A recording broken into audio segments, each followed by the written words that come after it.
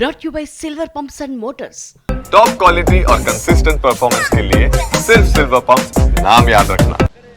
Banakacherla project విషయంలో తెలంగాణ రాజకీయం అంతకంతకు వేడెక్కుతోంది. ఇటీవల రాష్ట్ర ప్రభుత్వంపై మాజీ మంత్రి హరీష్ రావు చేసిన వ్యాఖ్యలకు అదే స్థాయిలో కౌంటర్ ఇచ్చారు ప్రభుత్వ విప్ ఆది శ్రీనివాస్. ఆ వివరాల్ని డైలాగ్ వార్లో చూద్దాం.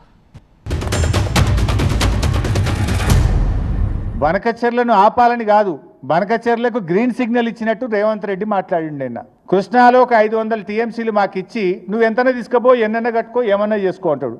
నీ అయ్యసోమ్మ నువ్వెవడు చెప్పడానికి? నువ్వేమైనా రాచరిక పాలన ఉన్నావా? నువ్వేమైనా రాజువా?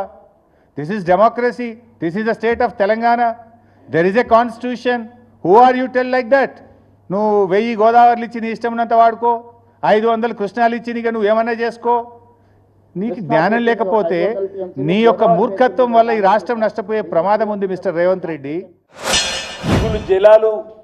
మిగులు జలాలని చెప్పని వాడుకుంటే తప్పేంటి వాళ్ళని చెప్పన్నటువంటి కేసీఆర్ హరీష్ రావు గారు ఈరోజు ఈ బనకచెర్ల అంశంలో ప్రతినిత్యం మేము దాన్ని వ్యతిరేకిస్తుంటే ఈరోజు ఇంకా ఊకదంపుడు ఉపన్యాసాలు ఇచ్చే విధంగా తేలుకుట్టిన దొంగలాగా ఉండాల్సింది పోయి, క్షమించండి మహాప్రభు తెలంగాణ ప్రజలారా మా ఆయంలోని పొరపాటు జరిగింది చెప్పాల్సింది పోయి, మీరు ఆంధ్రప్రదేశ్ ముఖ్యమంత్రితో మాట్లాడినప్పుడు చాణిక్య నీతి అవుతుంది.